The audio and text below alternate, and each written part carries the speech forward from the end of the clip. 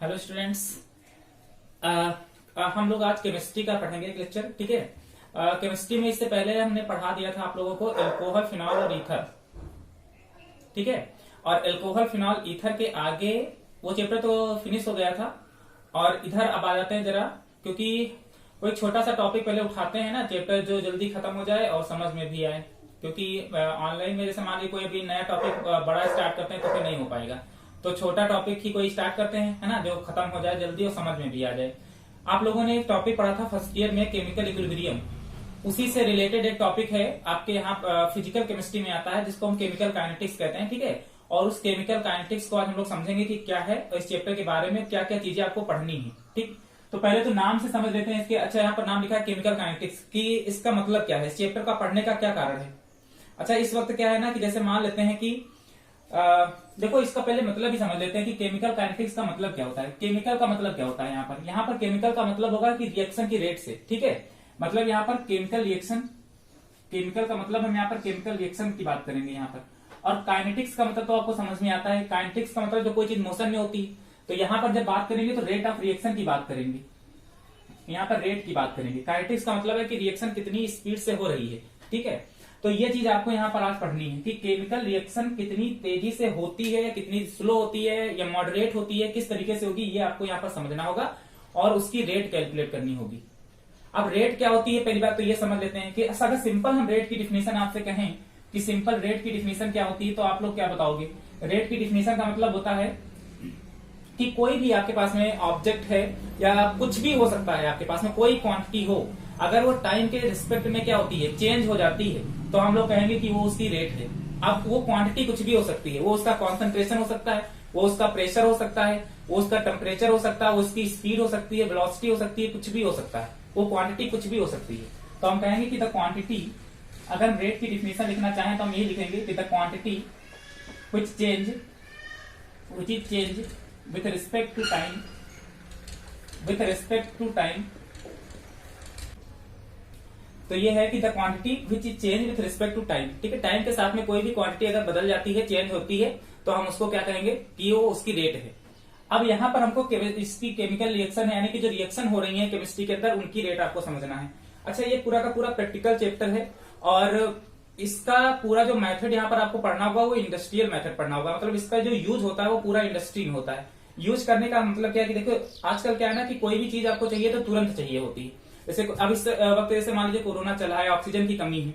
अब हमको ऑक्सीजन तुरंत चाहिए, कि अगर जहां पर प्रोडक्शन इसका हो रहा है, वैसे मान लीजिए नॉर्मल के दिनों में जो भी ऑक्सीजन बनती थी, तो अगर थोड़ा सा लेट भी हो जाती थी तब भी कोई दिक्कत नहीं है। लेकिन इस वक्त ऑक्सीजन की जरूरत ज्यादा है, तो हमको ऑक्सीजन तुरंत चाहिए इंडस्ट्री के अंदर। तो ऑक्सीजन तुरंत बनाने के लिए फिर हमको कुछ ऐसा फिनोमिना उसके अंदर क्रिएट करना पड़ेगा, या कुछ ऐसा चीज उसमें डालनी पड़ेगी, सोचना पड़ेगा, जिससे ऑक्सीजन जितने समय में बनती थी पहले, उससे लंबे मतलब उससे कम समय में वो बन के तैयार हो जाए। ठीक है। तो ये चीजें आपको यहाँ पर समझना पड़ेगा। इस वजह से इसका यूज अगर देखा जाए तो पूरा इंडस्ट्री के अंदर होगा, कि रिएक्शन कोई भी चीज है, अगर कोई भी आपको बनाना है, प्रोडक्ट बनाना है या कोई भी केमिकल रिएक्शन करवानी है, तो हम लोग चाहते हैं कि हमको रिजल्ट फास्ट मिले। तो इसमें पूरा अगर इसका यूज देखा जाए तो इंडस्ट्री में ही होगा। इस वजह से इसको पूरा फिजिकल में रखा गया, प्रैक्टिकल है, और इसके अंदर आपको क्या क्या चीजें पढ़नी है, अब ये चीज समझ लेते हैं। तो केमिकल काइनेटिक्स का मतलब होता है यहाँ पर कि केमिकल रिएक्शन की रेट को आपको पहचानना होगा कि उसकी वेलोसिटी क्या होती है। रिएक्शन मतलब जो है वो कितने समय में, कितने स्पीड से क्या होती है, प्रोडक्ट में कन्वर्ट होती है रिएक्टेंट से। अब देखो क्या क्या इसमें पढ़ना है।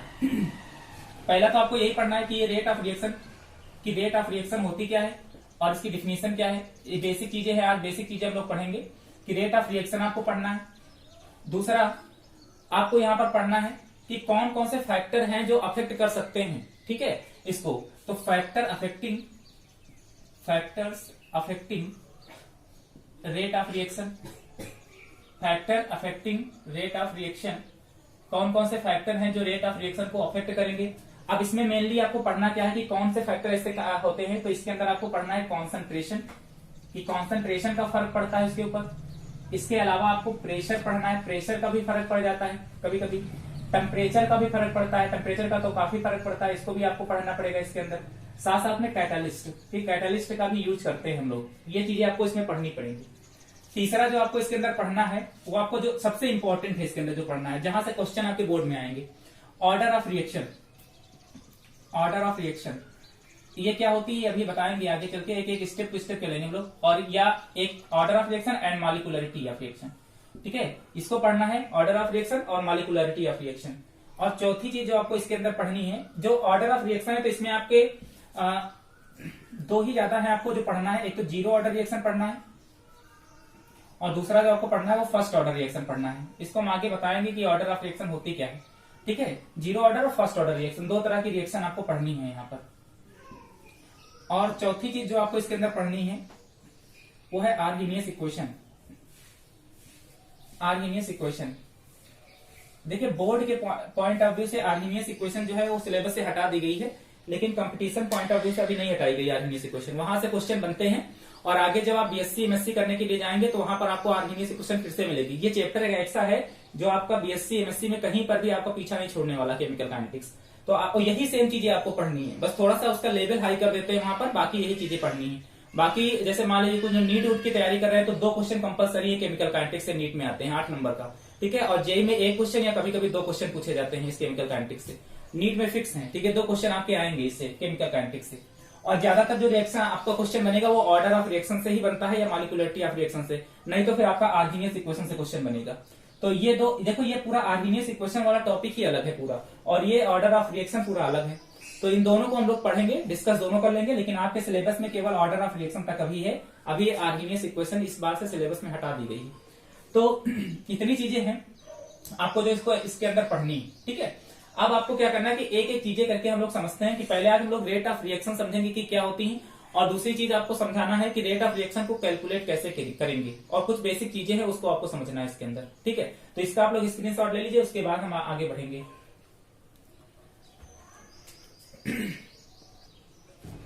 चलिए ठीक है, तो हम लोग स्टार्ट करते हैं सबसे पहले कि रेट ऑफ रिएक्शन क्या होती है। एक एक करके हम लोग पढ़ेंगे, यहां से आपका चैप्टर स्टार्ट होता है। पहले आपको रेट ऑफ रिएक्शन पढ़ना है, आपको क्या होगा। अच्छा, रेट ऑफ रिएक्शन में क्या है कि 2 चीजों में चेंजेस होगा। अगर देखो, अगर डिपेंड करेगा कि रेट ऑफ रिएक्शन को हम डिफाइन कैसे करेंगे, तो डिपेंड करेगा रिएक्टेंट पर कि रिएक्टेंट का नेचर कैसा है। अगर रिएक्टेंट सॉलिड है, अगर रिएक्टेंट सॉलिड फॉर्म में आ रहा है या लिक्विड फॉर्म में आ रहा है, सॉलिड या लिक्विड, लिक्विड का मतलब एक्वस फॉर्म में होता है। अगर ये सॉलिड और लिक्विड, या इसको हम एक्वस फॉर्म में कह लेंगे, किसी फॉर्म में हो, तो फिर इसके कॉन्सेंट्रेशन में चेंज आएगा। इसको हम कहेंगे कि इसके कॉन्सेंट्रेशन में चेंज हो रहा है। और अगर वो गैसियस फॉर्म में है, अगर मान लीजिए कोई गैस है, जैसे नाइट्रोजन हाइड्रोजन मिलकर के अमोनिया बना लेती है, इस तरह से अगर कोई चीज दे दी, तो इसका मतलब क्या है कि उसके प्रेशर में चेंज आ रहा है, ठीक है। तो गैस की बात करेंगे तो प्रेशर में चेंज की बात करेंगे, और अगर कोई लिक्विड या इस तरह रिएक्टेंट है तो फिर वहां पर हम उसके चेंज इन कॉन्सेंट्रेशन की बात करेंगे। तो अगर हम रेट ऑफ रिएक्शन डिफाइन करना चाहें तो हम लिखेंगे कि द चेंज ऑफ, इसकी डिफिनेशन क्या हो जाएगी कि the change of concentration, the change of concentration या प्रेशर हम यहां पर लिख सकते हैं, प्रेशर ऑफ रिएक्टेंट। अच्छा, जिस रेट से आपका रिएक्टेंट जो होगा वो खत्म हो रहा होगा, उतनी ही रेट से क्या हो रहा होगा, प्रोडक्ट बन भी रहा होगा। तो हम लिखेंगे कि द प्रेशर ऑफ रिएक्टेंट और प्रोडक्ट किसके रिस्पेक्ट में, टाइम के रिस्पेक्ट में, with respect to time, with respect to time is called rate of reaction, is called rate of reaction, ठीक है। हमने ये लिखा है कि the change of concentration, concentration मतलब हम लिखा दे रहे हैं आपको, ठीक है, कि अगर सॉलिड लिक्विड के फॉर्म में रिएक्टेंट है तो उसके कॉन्सेंट्रेशन में चेंज होगा, अगर गैसियस फॉर्म में तो प्रेशर में चेंज होगा। तो द चेंज ऑफ कॉन्सेंट्रेशन या प्रेशर ऑफ रिएक्टेंट और product with respect to time is called rate of reaction. तो ये रेट ऑफ रिएक्शन होगी। अब इसको लिखने का तरीका क्या होता है वो हम आपको भी बता देंगे। अब देखो, इसको जब हमेशा जब लिखेंगे कॉन्सेंट्रेशन को, तो आप पता है कि आपको इस तरीके से ब्रैकेट में ही लिखते हैं, ऐसे करके। जैसे मान लीजिए कोई एक रिएक्टेंट ए है तो ऐसे करके ब्रैकेट में लिखेंगे। केमिकल काइनेटिक्स में ये चीज बता दी गई है पहले से ही, तो इसको भी हम डिस्कस करेंगे। तो ये रेट ऑफ रिएक्शन की डिफिनेशन आप लोग लिख लीजिए। अब हम लोग डिफाइन करेंगे कि रेट के बेसिस पर इसको कितने भागों में डिवाइड किया गया है, ठीक है। तो उसको हम लोग देख लेते हैं। तो अब हम देखेंगे कि types of reaction according to rate, कि मतलब रेट के बेसिस पर रिएक्शन को कितने भागों में डिवाइड किया गया है। ये चीजें आप केमिकल काइनेटिक्स में ऑलरेडी पढ़ चुके हो, लेकिन हम दोबारा से आपको बता दे रहे हैं कि रेट के बेसिस पर रिएक्शन को कितनी भागों में डिवाइड किया गया है, टोटल 3 भागों में। पहला आपका जो होती है very fast reaction. Very fast reaction, देखिए वेरी फास्ट रिएक्शन क्या होती है, इसके नाम से ही पता लग रहा है वेरी फास्ट रिएक्शन कि जो तुरंत हो जाती हूँ, नैनो सेकंड में, फ्रैक्शन ऑफ टाइम में हो जाती है। ठीक है, ऐसी रिएक्शन हमारे पास क्या होती हैं, वेरी फास्ट रिएक्शन होती हैं। अब कौन सी ऐसी रिएक्शन होती है जो फ्रैक्शन ऑफ टाइम का मतलब बहुत ही कम समय में, मतलब इतना कम समय कि आप उसकी रेट कैलकुलेट ही नहीं कर सकते। जैसे आपकी आयनिक रिएक्शन जो होती है, जो आपकी आयनिक रिएक्शन होती है, आयनिक रिएक्शन वो सब किसके अंदर आ जाएंगी, आपकी वेरी फास्ट रिएक्शन के अंदर आ जाएंगी। जैसे सपोज दैट एक एग्जांपल ले लेते हैं, जैसे आपका सोडियम क्लोराइड है NaCl, और इसकी रिएक्शन हम अगर करा देते हैं सिल्वर नाइट्रेट से AgNO3 से, तो आपको पता है ना कि ये Na+Cl माइनस में और ये Ag+NO3 माइनस में टूटेगा, अपने आयंस में टूटेगा। तो एक्चुअली में यहाँ पर होता क्या है कि आयन एक्सचेंज कर जाते हैं। आयन एक्सचेंज होने का मतलब है जैसे ये आपका Na+Cl माइनस में टूटा और यहाँ पर क्या है आपका ये Ag+ और NO3 माइनस में टूटा, तो क्या होगा, ये आयन एक्सचेंज हो जाएंगे, ये प्लस माइनस के साथ में और ये प्लस माइनस के साथ में। और आपको पता है कि यहाँ पर AgCl मतलब सिल्वर क्लोराइड की आपको व्हाइट प्रेसिपिटेट नीचे की तरफ क्या हो जाता है, तुरंत बैठ जाता है, व्हाइट प्रेसिपिटेट होता है। और साथ साथ में आपका ये सोडियम नाइट्रेट यहाँ से क्या होगा, बाहर होगा। तो यहाँ पर एक्चुअली में कुछ हुआ नहीं है रिएक्शन में, केवल आयन एक्सचेंज हुई है। तो जितनी आयनिक रिएक्शन आपकी होती है, और ये प्रेसिपिटेट जो होता है वो तुरंत नैनो सेकंड में बन जाता है। यानी कि तो अगर आपको डिफिनेशन लिखने की है कि वेरी फास्ट रिएक्शन क्या होती है, तो आप लिख देंगे कि दैट रिएक्शंस which complete या which completed in fraction of time, मतलब बहुत ही कम समय में, नैनो सेकंड में ही क्या हो जाए, कंप्लीट हो जाए, आपको पता भी नहीं चले। ठीक है, तो इस तरह की रिएक्शन को हम क्या कहेंगे, वेरी फास्ट रिएक्शन। जितनी भी आयनिक रिएक्शन आपकी होती हैं वो सब किसके अंदर आ जाएंगी, आपकी वेरी फास्ट रिएक्शन में आ जाएंगी। अच्छा देखो, इसमें क्या है ना कि टाइम का पता ही नहीं चलता कि कब रिएक्शन हो गई। हमने NaCl की AgNO3 के साथ में रिएक्शन कराई और रिएक्शन क्या होगा, प्रेसिपिटेट सिल्वर क्लोराइड का नीचे की तरफ बैठ गया, तो और टाइम का पता भी नहीं चला, तुरंत ही हो गया, फास्ट, वो इतनी फास्ट हो गई तो हमको इसकी रेट निकालने की कोई आवश्यकता है ही नहीं, ना हम कैलकुलेट कर सकते हैं कि भाई कितनी जल्दी हो जाएगी। नैनो सेकंड के अंदर अगर रिएक्शन हो जा रही है, फ्रैक्शन ऑफ टाइम में हो जा रही है, तो उसकी रेट नहीं निकाल पाएंगे हम लोग, कैलकुलेट ही नहीं कर पाएंगे। तो ये हमको यहाँ पर नहीं पढ़नी है, लेकिन डिफिनीशन पढ़नी है। मतलब वेरी फास्ट रिएक्शन की रेट निकालने का कोई मतलब नहीं बनता है यहाँ पर। तो इतना आप लोग इसका स्क्रीनशॉट ले लीजिए जल्दी से, उसके बाद हम लोग आगे बढ़ते हैं, दूसरी टाइप की रिएक्शन आपको समझाते हैं। ऊपर का मिटा दे रहे हैं। इसके बाद जो आपका आएगा दूसरी जो रिएक्शन है आपकी, वो है very slow reaction. Very slow reaction, अब वेरी स्लो रिएक्शन क्या होती है, जो इनफाइनाइट टाइम से में यानी कि लॉन्ग टाइम ले लेती हूं। The reaction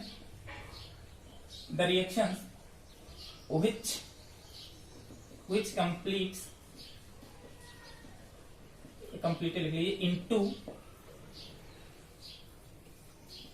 in long time, बहुत लंबे समय में जो रिएक्शन कंप्लीट होती है उनको हम लोग कहते हैं वेरी स्लो रिएक्शन। ठीक है, अब लंबे समय में कौन सी रिएक्शन कंप्लीट होती है, जैसे इसका सबसे अच्छा एग्जांपल आपका है आयरन, रस्टिंग ऑन आयरन। ठीक है, रस्टिंग ऑफ आयरन। ये अब मान लीजिए क्या करते हैं हम लोग, बाइक लेकर के आते हैं, कोई भी चीज लेकर के आते हैं, उस पर आप लोग पेंट कर देते हैं।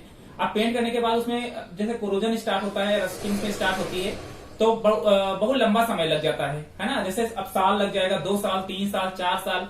तो अब हम अगर मान लीजिए हमको रिएक्शन की रेट कैलकुलेट करनी है, अब उसमें हमको टाइम लग रहा है सालों, कि भाई एक रिएक्शन की रेट कैलकुलेट करना, हम बैठे हैं साल भर, तो इतना लंबा टाइम भी हमको नहीं चाहिए। अब कोई मतलब भी नहीं कैलकुलेट करने का इसका कि भाई इतनी, तो आपको ये जो मतलब लंबे समय में जो कंप्लीट होती है, बहुत समय लग जाता है, सालों लग जाते हैं, 2 साल लग जाए, 4 साल लग जाए, है ना। तो इस तरह की जितनी भी रिएक्शन होंगी वो वेरी स्लो रिएक्शन में आ जाएंगी आपको। तो इनकी भी रेट निकालने का कोई मतलब नहीं बनता हमको। रेट अब कोई चीज हमको मतलब प्रोडक्ट बनाना है, उसमें लग रहे हैं सालों, तो उसका कोई मतलब तो बनता नहीं है। तो हमको इसकी भी कोई भी रिएक्शन की रेट कैलकुलेट करने का कोई मतलब नहीं है। तो ना तो हमको वेरी फास्ट रिएक्शन पढ़नी है, ना तो वेरी स्लो रिएक्शन पढ़नी है। आपको पढ़नी कौन सी रिएक्शन है यहाँ पर, मॉडरेट रिएक्शन पढ़नी है। तो अगली जो आएंगी वो आएंगी मॉडरेट रिएक्शन। मॉडरेट रिएक्शन, अब मॉडरेट रिएक्शन का मतलब होता है जो फाइनाइट टाइम्स में कंप्लीट हो जाती है। ठीक है, फाइनाइट टाइम्स में कंप्लीट होने का मतलब है कि एक जो समय उसका निर्धारित हो कि भाई हाँ इतने समय में वो क्या हो जाएंगे, कंप्लीट हो जाएंगी। अब इसका देखिए सिंपल सा एग्जांपल है कि जैसे गर्मी के दिन अब जैसे चल रहे हैं इस वक्त, और इस वक्त अगर दूध लेकर के आते हैं हम लोग और उसको अगर हम रख दें, अगर उसको गर्म नहीं करते हैं या कई बार गर्म करना पड़ जाता है गर्मी के दिनों में जाड़े के कंपेरिजन में, और वो फट जाता है जल्दी।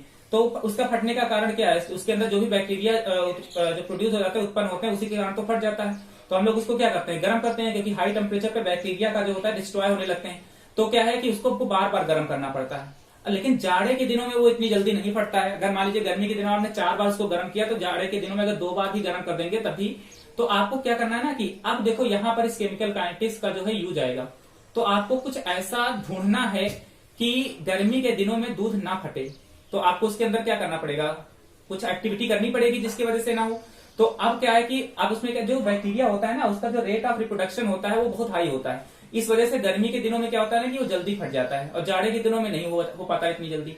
तो वही सेम कारण, तो आपको कुछ ऐसा करना है कि उस बैक्टीरिया पे आपको कंट्रोल करना है गर्मी के दिनों में। तो आपको वहां पर इस केमिकल काइनेटिक्स की आवश्यकता पड़ेगी। तो यहाँ पर क्या है कि देखो, ये एक फाइनाइट टाइम है भाई। दूध हमने सुबह लाया, शाम तक रखा रहा, तो बीच में कुछ एक टाइम है कि हाँ भाई, एक टाइम डिसाइड है कि हाँ इतने टाइम में काम हो जाएगा, ठीक है। तो उसका एक टाइम निर्धारित है। तो जो फाइनाइट टाइम में कंप्लीट हो जाती है रिएक्शन, तो वो सारी की सारी रिएक्शन। अच्छा देखो क्या है ना कि ये जो रिएक्शन है, जैसे दूध फटने का, इसको बायोकेमिकल रिएक्शन कहते हैं। हम लोग यहाँ पर केमिकल रिएक्शन पढ़ रहे हैं, लेकिन बायोकेमिकल रिएक्शन का कोई मतलब यहाँ पर नहीं बनता है। लेकिन बायोकेमिकल रिएक्शन भी एक पार्ट होता है मॉलिक्यूलर रिएक्शन का। तो जितनी भी मॉलिक्यूलर रिएक्शन आपकी होती है, जितनी भी मॉलिक्यूलर रिएक्शन होती है, वो आपकी किस में आ जाएंगी, इसी में आ जाएंगी। और जो बायोकेमिकल रिएक्शन होती है, वो ये मॉलिक्यूलर रिएक्शन का ही एक पार्ट है। तो क्या है ना कि जो ये मॉलिक्यूलर रिएक्शन जो है मॉलिक्यूल्स में टूट करके बनती है, जो आयंस में टूटती हूँ, तो वो हमारे पास रिएक्शन सब क्या होंगी, मॉडरेट रिएक्शन होंगी। तो अगर हम इसको कहें कि मॉडरेट रिएक्शन को डिफाइन करें, तो कैसे डिफाइन करेंगे, तो ऐसी रिएक्शन जो फाइनाइट, आप लोग डिफिनेशन बना लीजिएगा जैसे सब में बनाए हैं, जो फाइनाइट टाइम में कंप्लीट हो जाती है, ठीक है। ऐसी रिएक्शन को हम क्या कहते हैं, मॉडरेट रिएक्शन कहते हैं।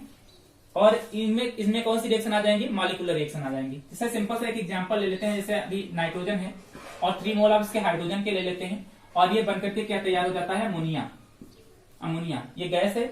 तो यहाँ पर जो ये रिएक्शन हुई, अच्छे से देखो, नाइट्रोजन का, इसको मॉलिक्यूल ही तो पढ़ते हैं, नाइट्रोजन का मॉलिक्यूल और 3 के मॉलिक्यूल हाइड्रोजन के मिल करके क्या बनाते हैं, 2 मोल्स आप अमोनिया का निर्माण करते हैं।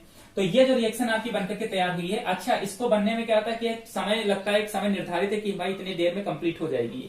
तो ये रिएक्शन जो हमारे पास होती है मॉडरेट रिएक्शन होती है। और यही रिएक्शन आपको क्या करना है, पढ़ना है। मतलब इन्हीं रिएक्शन की रेट आपको कैलकुलेट करनी पड़ेगी यहाँ पर, जो मॉडरेट रिएक्शन होंगी। ना तो आपको वेरी फास्ट रिएक्शन पढ़नी है, ना तो वेरी स्लो रिएक्शन पढ़नी है, केवल आपको मॉडरेट रिएक्शन यहाँ पर आपको पढ़नी पड़ेगी। और जितनी भी मॉलिक्यूलर रिएक्शन होगी, यही आपको इसके अंदर पढ़ना पड़ेगा।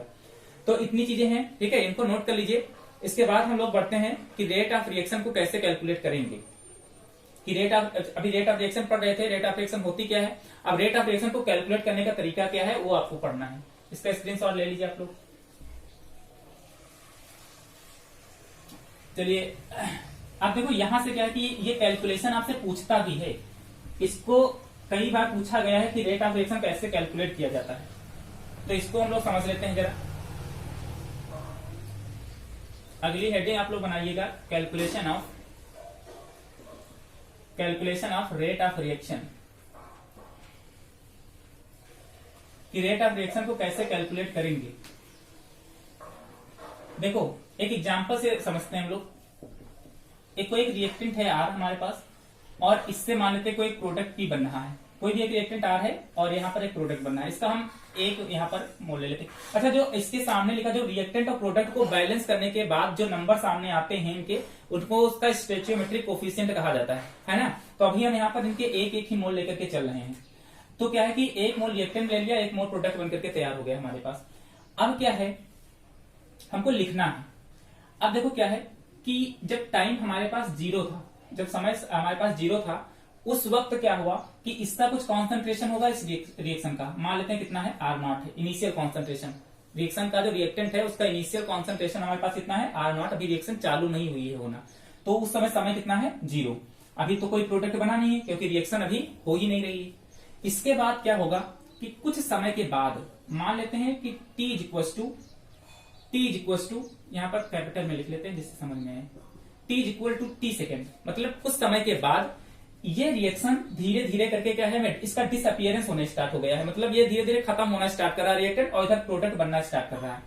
तो मान लेते कि ये खत्म होकर के R0 से इनिशियल कॉन्सेंट्रेशन जो भी था, उसके बाद मिलकर के मान लीजिए ये R हो गया, ठीक है, R हो गया। अब इसमें से अगर हम इस R की वैल्यू को लिखना चाहें तो कैसे लिखेंगे, जैसे सपोज है हमारे पास यहाँ पर क्या था कि मान लीजिए 1 लीटर पानी था, तो 1 लीटर पानी में से कुछ पानी उधर बनकर के तैयार हो गया होगा, जो भी बना हुआ।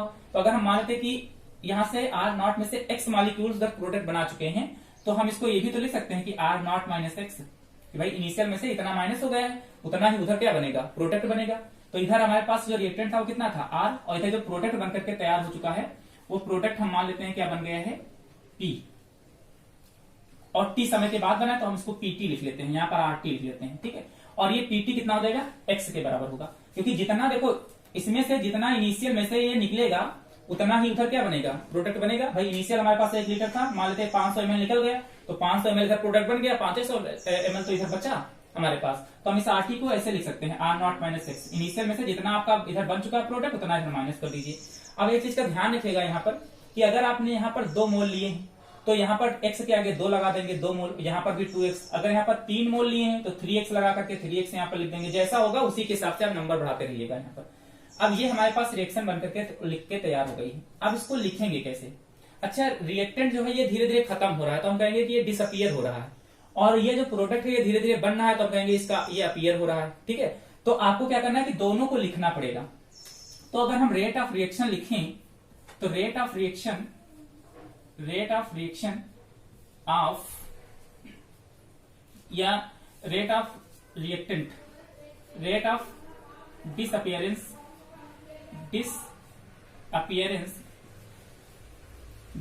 की स्पेलिंग आप लोग देख लीजिएगा, डिसअपियरेंस ऑफ रिएक्टेंट, कि रिएक्टेंट जो है हमारे पास, जो रिएक्टेंट है ये कैसे डिसअपियर हो रहा है। तो लिखने का तरीका क्या होता है, देखो डेल्टा, डेल्टा का मतलब चेंज, किसमें चेंज हो रहा है, इसके कॉन्सेंट्रेशन में, रिएक्टेंट के कॉन्सेंट्रेशन में चेंज हो रहा है, इसको ब्रैकेट में लिखेंगे, ठीक है।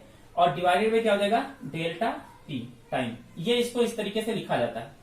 अब यहाँ पर एक चीज बहुत अच्छे से आप लोग समझिएगा कि rate of disappearance of reactant, disappearance का मतलब हो गया कि ये कितनी स्पीड से, कितनी जो इसकी रेट है वो कितने रेट से घट रहा है, कम हो रहा है। अब अगर हम इसको लिखेंगे तो कैसे लिखेंगे, तो देखो इसको लिखने का तरीका क्या है। अच्छा जब लिखा जाता है तो minus final concentration minus initial concentration ऐसे लिखते हैं।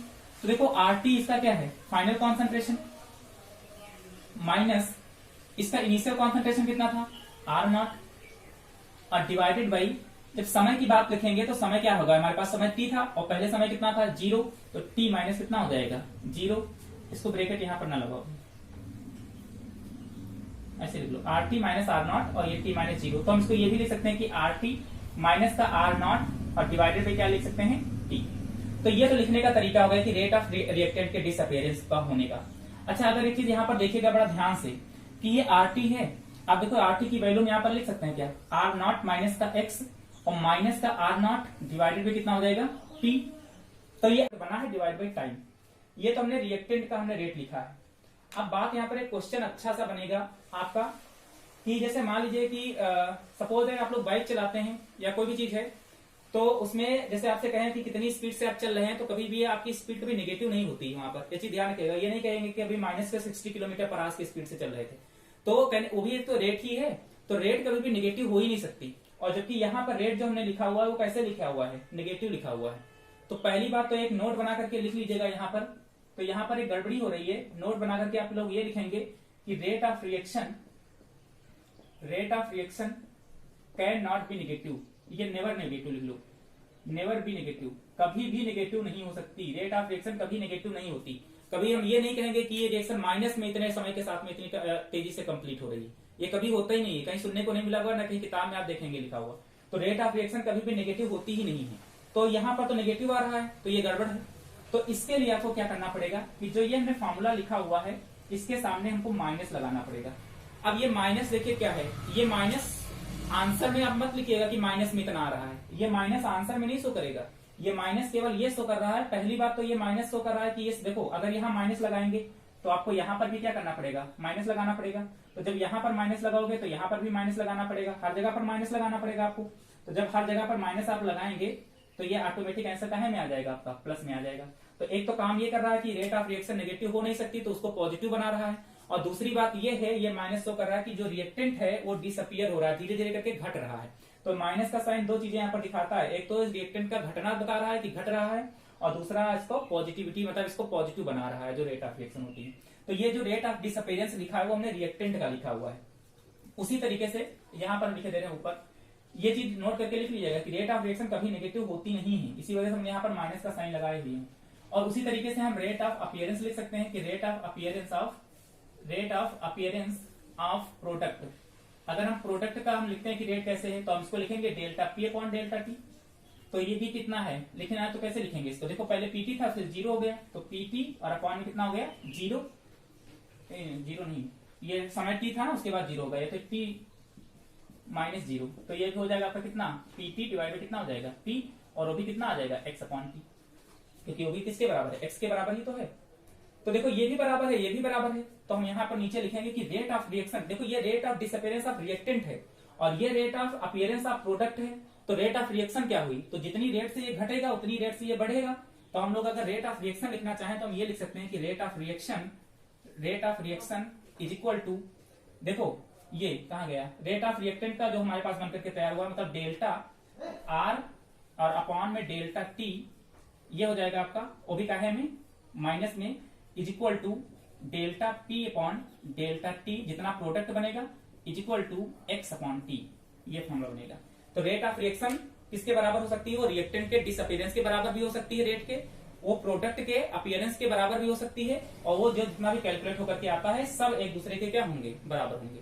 तो ये है रेट ऑफ रिएक्शन का एक्चुअल में फॉर्मूला। जब हम अभी न्यूमेरिकल सॉल्व करेंगे तो यही फॉर्मूला वहां पर अप्लाई करेंगे, ठीक है। तो पहले आप लोग ये पूरा लिखिएगा, उसके बाद ये लिखिएगा, फिर यहाँ वाला लिखिएगा, फिर ये लिखिएगा, फिर नोट बना करके ये लिखिएगा कि rate of reaction never be negative. ये नेगेटिव नहीं होती है, केवल ये शो करती है कि जो यहाँ पर माइनस का जो साइन हम लगाते हैं, ये केवल ये शो करता है कि रिएक्शन का जो रिएक्टेंट है वो डिसअपियर हो रहा है, कम हो रहा है धीरे धीरे करके, और जो ये प्रोडक्ट के सामने हमने प्लस लगाया हुआ है पहले से, क्योंकि वो तो बढ़ेगा ही धीरे धीरे करके, ठीक है। तो इस तरीके से हम रेट ऑफ रिएक्शन को लिखेंगे। इसके आगे का हम लोग कल पढ़ेंगे, इसका आप लोग स्क्रीनशॉट ले लीजिएगा, इसके आगे का कल पढ़ेंगे, ठीक है।